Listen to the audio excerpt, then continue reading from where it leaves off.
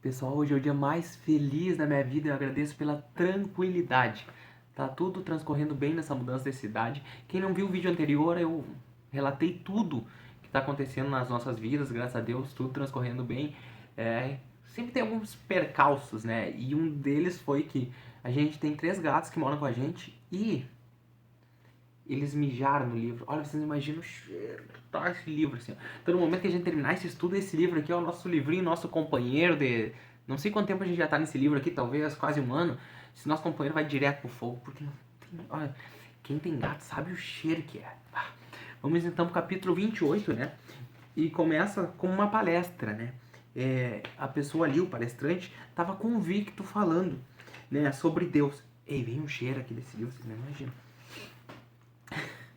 O palestrante está falando: Deus, o Criador de todo o universo, Ele é o dono de tudo e nós somos simples usufrutuários em seu nome. Nós apenas usamos o que Deus nos fornece.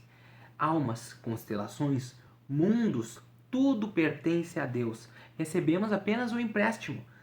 O berço que nós nascemos, o lar, a comida, os nossos amigos, nossas afeições do mundo, o conforto, a alegria, tudo é um empréstimo. Nada nós temos a posse. Tudo Deus nos faculta.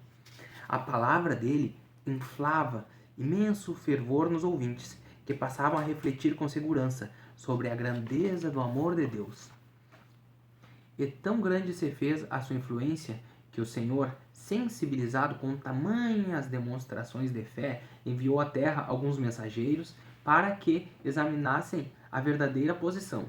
Então, nessa história aqui que Humberto de Campos nos conta, né, o Senhor, Deus, manda para a terra os mensageiros para verificar a posição.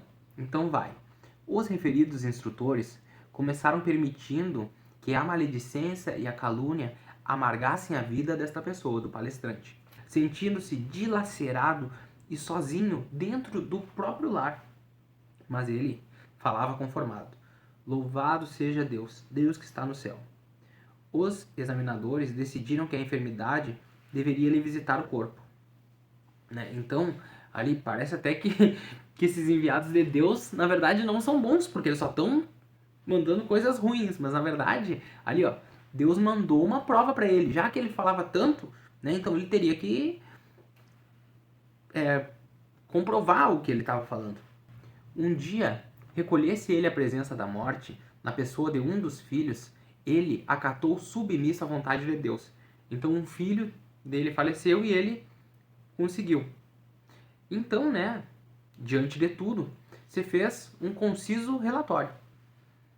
Logo após, receberam ordem expressa da casa do Senhor para que entregassem a ele, então, já que ele teve tanto êxito, ele conseguiu passar por tudo. Deus então envia para ele o prêmio, uma grande quantidade de ouro. O homem recebeu a dádiva generosa sobre a aparência de um negócio feliz, de uma transação comercial. Ali ele estava realizando algo e aí, pum, ficou rico, milionário. Decorrido algum tempo, os instrutores espirituais trouxeram-lhe um companheiro em dificuldade, que lhe implorou humilde e triste: Meu amigo, eu tenho 4 filhos doentes e venho pedir em nome de Deus um empréstimo, algum dinheiro para que eu possa solucionar os meus problemas. Eu vou resgatar minha dívida em pouco tempo, em 2 ou 3 meses no máximo. Ante o silêncio do interpelado, em prantos, ele reiterou: Por favor, pela bondade de Deus, me socorre. Mas, com indisfarçável espanto, os professores divinos ouviram o palestrante falar: Não posso, não posso. Meu dinheiro é um patrimônio pessoal que eu custei muito a ganhar. Por isso que a gente às vezes não entende por que a gente está sofrendo. Por que a gente sofre? Porque na verdade o sofrimento nos bota numa situação difícil e a gente acaba que naquele sofrimento tem que se virar e achar alguma solução e conseguir sair daquilo, melhorar a vida. E muitas vezes, quando a pessoa tá com a vida ganha, ela já acha que não precisa mais nada. Entendeu? Já resolveu. E aí o outro tá precisando de ajuda, o outro tá... não, mas aí não é problema meu, porque eu fiz por merecer, eu corri atrás, né? Sem ele imaginar que, na verdade, né, aquilo ali era um prêmio. A gente tem um sonho e quando chega lá, muitas vezes, acaba... É a música Ouro de Tolo do Raul Seixas, não sei se vocês já ouviram. que ele fala: eu devia estar contente porque eu tenho um emprego, sou um cidadão respeitado e ganho 4.000 cruzeiros por mês, eu devia estar alegre, satisfeito por morar em Ipanema depois de ter passado fome na cidade maravilhosa. É exatamente isso, né? A gente passa as dificuldades, mas quando a gente está numa situação mais confortável, a gente não consegue aproveitar da melhor forma. A gente muitas vezes não executa da melhor forma, a gente se perde muitas vezes na ganância. Aquela pessoa que ela é gananciosa, né, ela tá sempre querendo algo a mais e não se contenta com aquilo. Não estou falando que a ganância seja algo exclusivamente ruim, porque a gente tem que sonhar, tem que batalhar, tem que correr atrás. Inclusive eu falei disso no estudo anterior, né, sobre a minha mudança de cidade. A gente tem que correr atrás dos nossos sonhos, realizar, mas a gente tem que saber também como agir na hora que chegar lá. É muito importante a gente saber como alcançar, mas como se portar quando a gente chegou lá é crucial, é vital para a gente também conseguir se manter. Porque quanta gente, vou dar o exemplo aqui dos vícios, quanta gente sonha em alcançar um status profissional, um status financeiro, e aí quando chega lá, se perde nos vícios, né? E muitas vezes a gente vem na próxima vida já sem conseguir atingir aquele patamar, porque a gente mesmo pede para não chegar. Porque se a gente chegar, muitas vezes, a gente não vai agir da melhor forma. Então, muitas vezes a gente fica triste, por que que tá demorando para acontecer? Por que que não acontece? Por que que eu faço tudo e dá sempre tudo errado, né?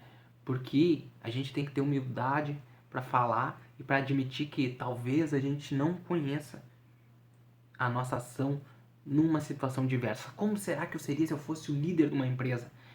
Primeiro momento a gente pensa, não, eu vou tratar todo mundo bem, né? Mas, será que depois, passando 2, 3 anos, com muitas vezes a gente com o nosso ego inflado, as outras pessoas puxa saco tudo falando, sei o que e tal, aí a pessoa começa, não, mas eu sou mesmo genial, eu fiz isso com aquela ideia, eu construí aquilo, e daqui a pouco a pessoa se transforma. A gente não sabe como a gente vai agir nessa situação. Então por isso que muitas vezes Deus nos priva por um tempo de atingir certas coisas, pra gente amadurecer e pra gente refletir, quando eu chegar naquela situação, porque muitas vezes a gente entra no personagem, a gente é um personagem. O Ismael, músico, a Giovana, veterinária, fulano lá, é professor, vive, não sei quem, enfermeiro, vive naquilo ali, naquele status social. Não, eu sou aquilo, eu sou o empresário, eu sou, entendeu, o policial, eu não erro nunca, eu sou o melhor, tal.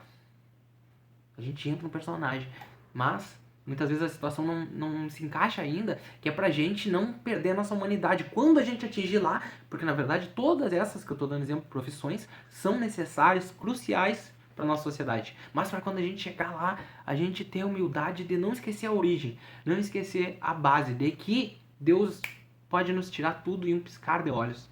A gente tá encarnado, a gente tá vivendo uma espécie de prova, um teste. E os livros aqui, ó, eles nos dão a resposta. É só a gente botar em prática. A resposta tá aqui, ó. A gente debate sobre isso todos os dias, aqui na nossa página, toda hora. Mas na hora, muitas vezes, botar em prática é difícil. Mas é isso, pessoal. Até o próximo estudo. Fiquem todos com Deus.